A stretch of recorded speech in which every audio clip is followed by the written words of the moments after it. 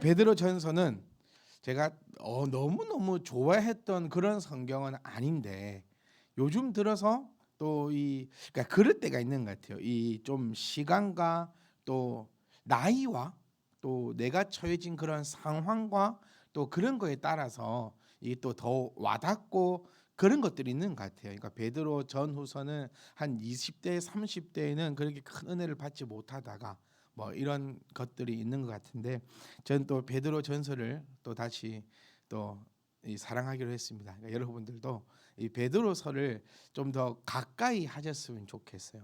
그러니까 제가 늘 말씀드리지만 우리가 신앙의 수준이 어느 정도 이제 저는 무르익었다라고 그렇게 여러분들에게 말씀드리고 싶어요. 언제까지 우리가 그러니까 영원히 떠나지 않는 것이 있죠. 우리는 죄인입니다. 그리고 우리는 늘 회개해야 합니다. 그리고 또 하나님 그 십자가 앞으로 가야 합니다. 이런 것들은 우리가 죽을 때까지 영원히 떠나지 않는 것입니다.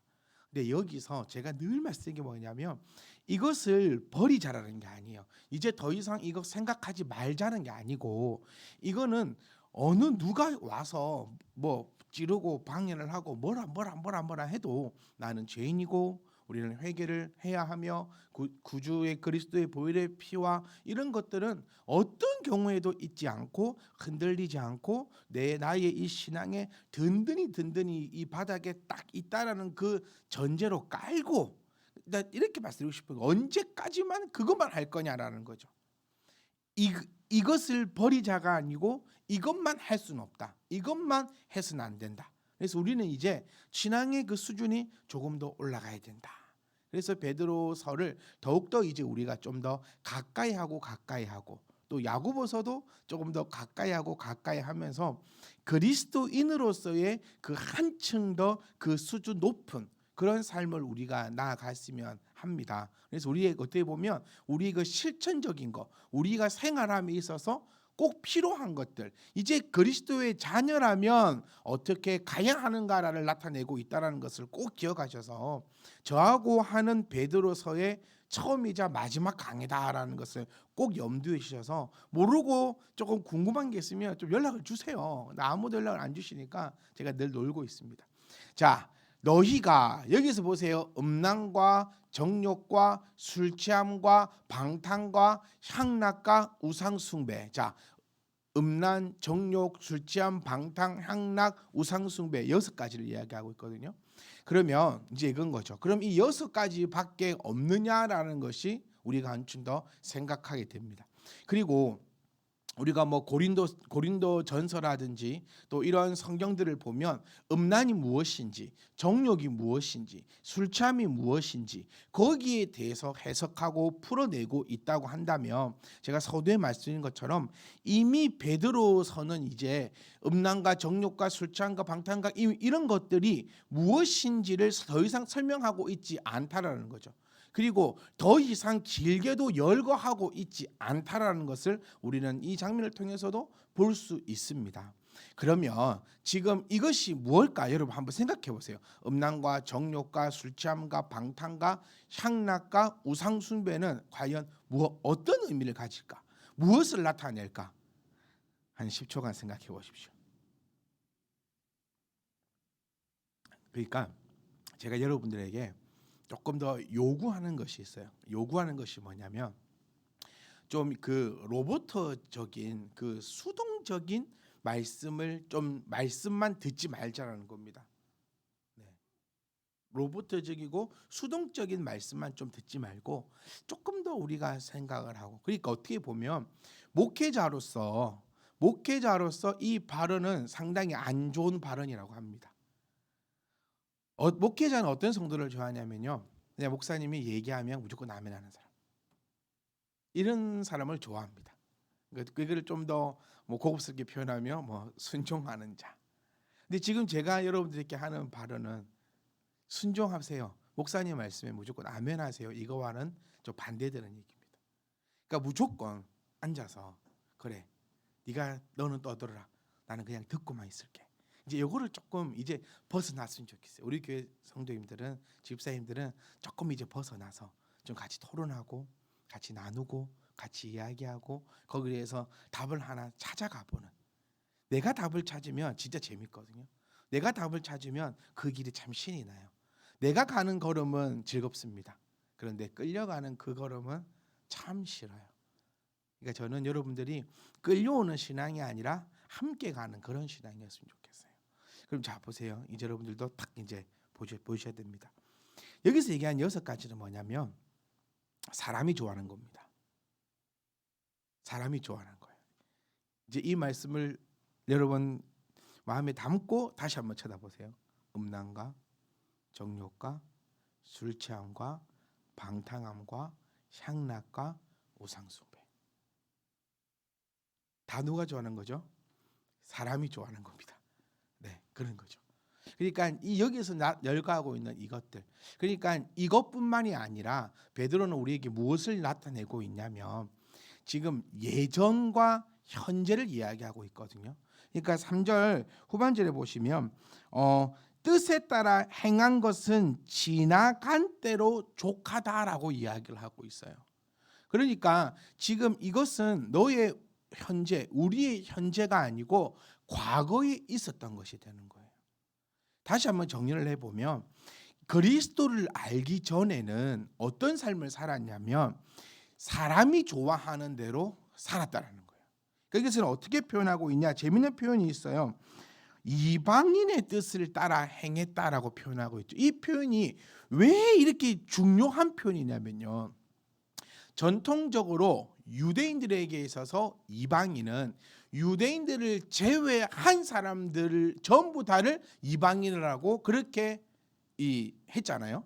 그러면서 이 이방이라는 단어가 사도 바울이 사용함에 따라서 이제 조금 의미가 달라져 버렸습니다. 어떻게 달라졌냐면 그리스도 안에 있는 사람을 이제 이방인이 아니고 그리스도의 밖에 있는 사람은 네가 유대인이든 무엇이든지 간에 그리스도의 안과 밖을 이야기하면서 이제 이 이방인이라는 단어가 영적으로 사용되어지기 시작했다는 거죠. 그럼 베드로도 지금 여기서 이방인이라 사용하고 있는 이 단어는 혈육을 얘기하고 있는 것이 아니에요. 드디어 베드로도 혈육을 떠나서 이제는 이 믿음을 가지고 잣대를 꺾고 있다는 사실을 우리가 기억하셔야 되는 겁니다. 다시 말하면 예수 그리스도를 알기 전에 너는 이방인이었고 예수 그리스도를 알고 나서부터는 너는 이제 이방인이 아닌데 이 이방인은 어떤 사람을 이방인이라고 하냐면 하나님의 뜻이 아니라 이방인의 뜻, 즉 너희가 원하는 뜻대로 행한다라고 표현을 하고 있는 거예요. 그러니까 다시 한번 정리해 보겠습니다. 너희가 음란과 정욕과 술취함과 방탕함과 향락과 무법함 우상 숭배 이 모든 것들은 전부 다 인간을 위해서 인간의 그 즐거움을 위해서 행했던 그 일이 예수님을 알기 전에는 이렇게 살아왔다라는 거예요. 그럼 이제는 어떻게 살아야 되느냐? 예수님을 알고 난 다음에는 이것하고 완전히 정반대 이방인의 뜻과 이제 하나님의 뜻이 딱 부딪히는 거죠. 그러니까 이방인의 뜻과 하나님의 뜻은 정반대가 되는 뜻이에요. 그러니까 이전에는 내가 즐겁고 내가 원하는 대로 살아왔다면 이제부터는 하나님이 원하시는 대로 살아가는 것이 바로 하나님의 사람이다라고 베드로는 나타내고 있습니다. 그러니까 우리는 조금 더 깊이 묵상을 한번 해보면요. 예전에 그러니까 예수님을 알기 이전에 믿음이 내가 어느 정도에 더 성숙하기 이전에 나의 즐거움이 무엇이었는가? 그리고 혹 지금의 나의 즐거움은 무엇인가? 요거를 점검해 보셔야 돼요. 끊임없이 점검해 보셔야 됩니다. 근데 만약에요. 내가 우리 10년을 기준 삼읍시다. 10년 전에 즐거움하고 지금 즐거움하고 만약에 같다라고 한다면 뭔가 심각하게 문제가 있다는 거예요. 즐겁지 말라는 뜻이 아니죠. 옛날에는 여러분 술 취함이 내 인생의 즐거웠다면 이제는 이 술 취함이 내 인생의 즐거움이 아니어야 합니다. 옛날에는 뭐 음란과 정욕과 뭐 우상 숭배와 뭐 방탕함과 이런 것들이 나의 즐거움이었다면 이제는 이것이 나의 즐거움이 아니라 이제는 이것들이 나의 수치요 나의 부끄러움이요 내가 멀리 해야 하고 있는 것이어야 한다라는 거예요. 그러니까 이제 이 이방인의 뜻을 따라 행한 것은 지나간 때로 족하다. 여기서는 두 가지를 우리가 의미할 수 있습니다. 첫 번째는 이제 나는 완전히 여기서 벗어났다라는 것. 두 번째는 나는 그 길로 다시는 돌아가지 않는다라는 거죠. 그러니까 믿지 않는 사람들은 이렇게 얘기를 하죠. 어떻게 술 취하지 않고 즐거울 수 있느냐? 우상숭배를 왜 할까요, 여러분? 우상숭배를 하는 목적은, 우상을 만들어 놓고 비는 목적은 다 사람을 위해서입니다. 사람을. 자, 우리가 멀리 갈 필요도 없어요. 출애굽기 내용을 한번 살펴보세요.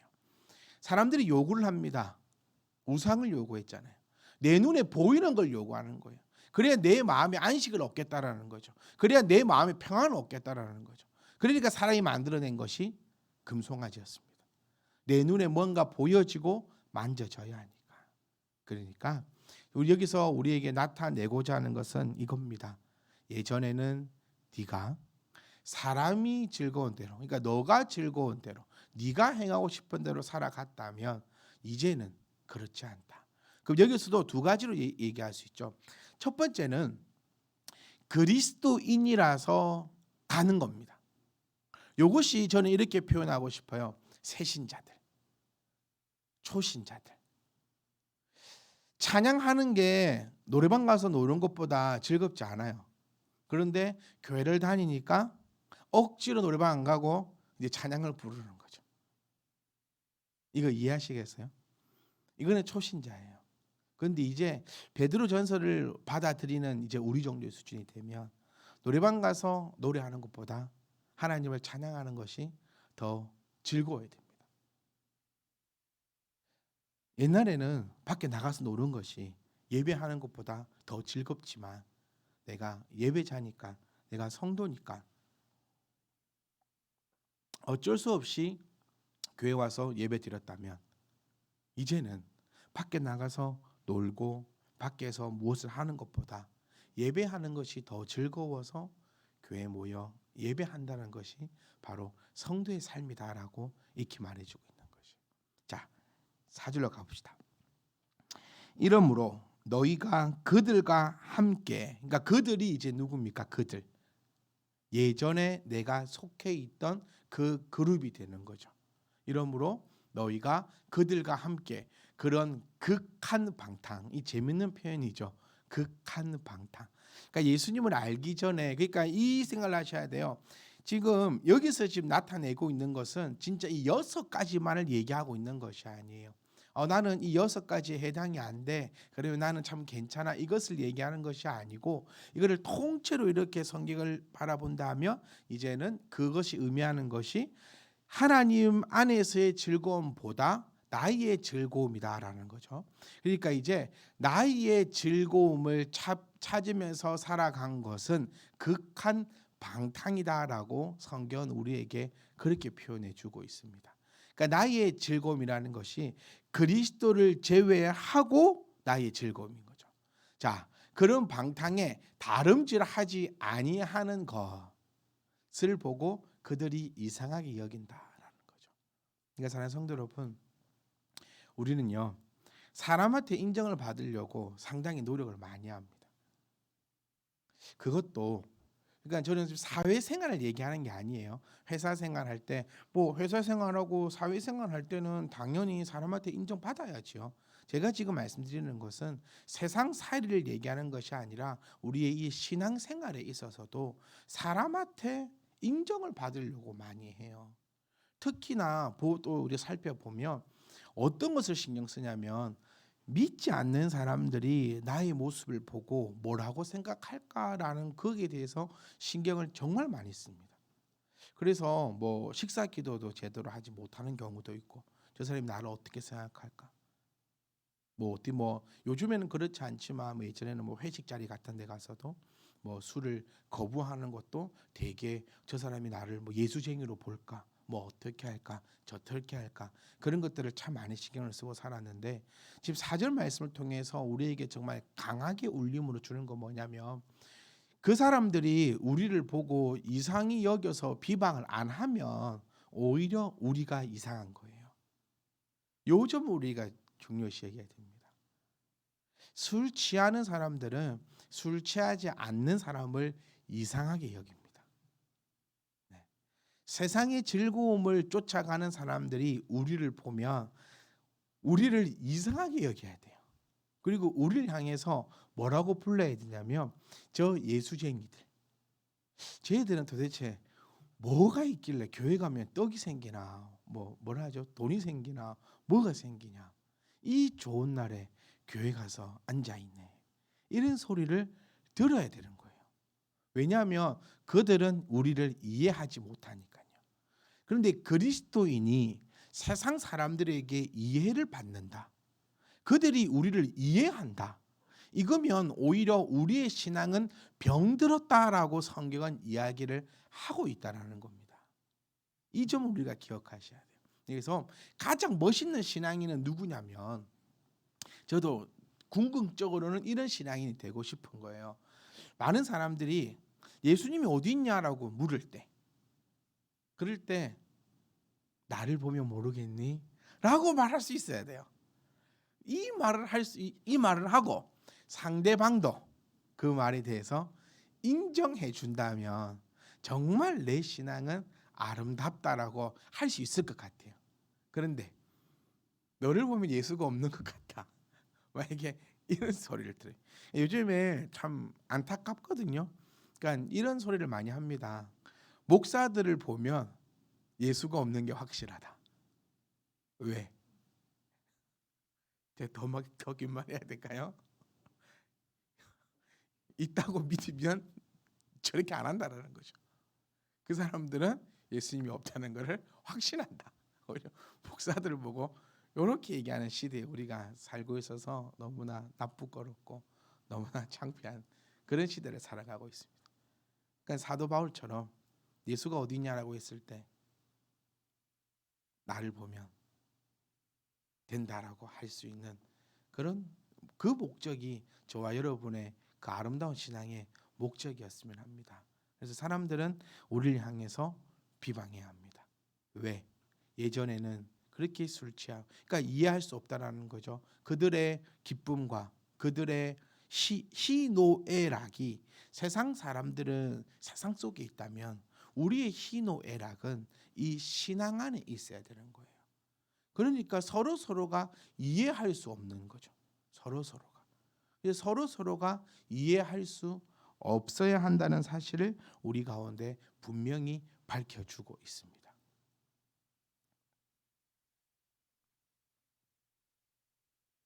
결론을 냅시다 이제. 여기까지 해야 될 것 같아요. 목이 찢어질 것 같아요. 자,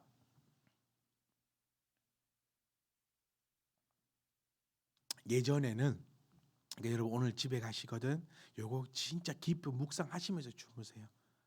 1분 만에 잠들면 어쩔 수 없지만 그래도 묵상을 한번 해보세요. 어떤 묵상이냐? 예전의 즐거움과 현재 나의 즐거움이 무엇인가라는 거예요.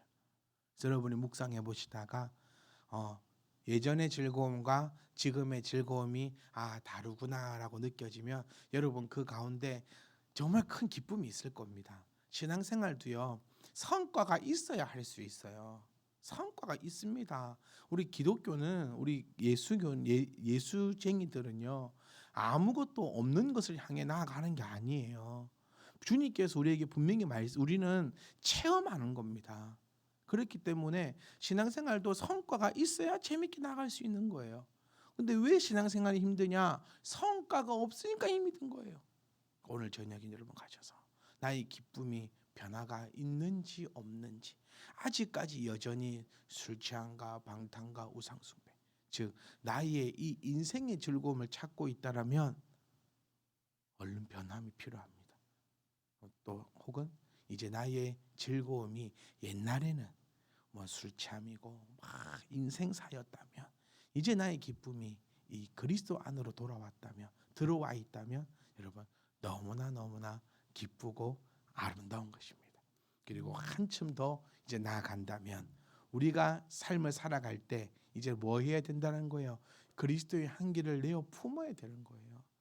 저 사람 예수 믿는 사람이었어? 교회 집사님이셨대. 이런 말을 들으면 안 되는 거예요. 사람들의 이름으로 우리가 이제 세상 것의 즐거움이 아니라 그리스도 안의 즐거움을 가져감으로 함께 그런 생활을 했던 사람들은, 아직도 거기 있는 사람들은 그렇게 하지 않는 것을 보고 우리를 이상히 여기고, 이상히 여기기만 하면 되는데 꼭 뭐 한다? 비방하는 거예요. 그래서 우리는 우리의 행동 때문에 비방을 받는 것은 우리가 회개하고 우리가 바꿔야 갈 문제겠지만, 그리스도를 믿고 우리의 즐거움이 세상 가운데 있지 않고 그리스도 안에 있기 때문에 우리가 비방을 받는다는 것은 내가 신앙생활을 잘하고 있구나라는 것에 대한 증거이니, 그것에 대해서 더 즐겁게 여기고 더 행복하게 여길 수 있는 저와 여러분이 되시하는 것입니다. 그러니까 결국에 우리의 신앙의 목표는 비방받는 것입니다. 이 꼭 기억하시면 좋겠어요. 결국 우리의 신앙은 비방받는 것입니다. 교회 안에서 비방받으면 안 돼요. 네, 우리는 서로 다 이해가 돼야 되는 거예요. 우리는 서로가 이해가 되고 우리 안에서는 존경과 존중과 사랑을 받는 것이고, 믿지 않는 사람들에게는 우리는 무엇을 받는 것이다? 비방을 받는 것이다. 이것이 우리의 신앙의 목적이다. 그리고 세상 사람들이 우리의 신앙 때문에, 우리가 믿는 것 때문에, 우리의 믿음 때문에 우리를 비방한다면, 오히려 비방받지 못한다면 우리는 정신을 차려야 될 것이고, 우리를 비방한다면 우리는 그리스도 앞에, 이때 이제 뭐가 나오는 겁니까? 하늘의 상급이 크도다. 여기 이걸 맞춰야 되는 거예요. 교회 안에서 신앙생활 개떡같이 해가지고 온 성도들의 비방을 받고 있어도 하늘의 상급이 크다, 이거 아니라는 거예요. 교회 안에서는 뭐 받으면 안 된다고요? 비방 받으면 안 돼요. 우리끼리 비방 받으면 안 돼요. 이때는 하늘의 상급이 크도다라는 거하고 전혀 맞지 않는 거예요. 어디서 비방을 받을 때? 세상 사람들로 하여금 무엇 때문에? 믿음 때문에 비방받아야 돼요. 목사들을 보니 예수는 틀림없이 없는 거다, 이런 소리를 들으면서도 하늘의 상급이 크도다, 이거 아닌 거잖아요. 그리고 여기에 대해서 우리가 정말 회개하고 우리가 우리의 삶을 되돌아보면서 우리가 그 거룩한 걸음으로 한 걸음 한 걸음 걸어갈 수 있는 저와 여러분 되시기를 주의 이름으로 부탁드립니다. 그래서 제가 또 기도할 것입니다. 우리의 기쁨은 세상 가운데 있는 나의 기쁨이 아니라 우리의 기쁨은 하나님의 기쁨이 나의 기쁨인 것입니다. 하나님이 가장 기뻐하는 것이 뭐라 했죠? 네. 언제 천국의 잔치가 벌어진다 했죠? 잔치도 벌어져? 천국에서? 언제 잔치가 벌어집니까?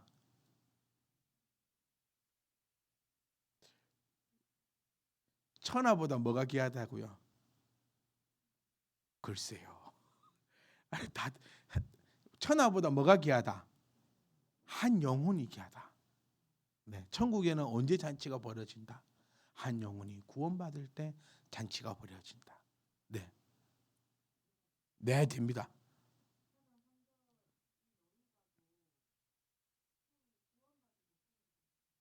네.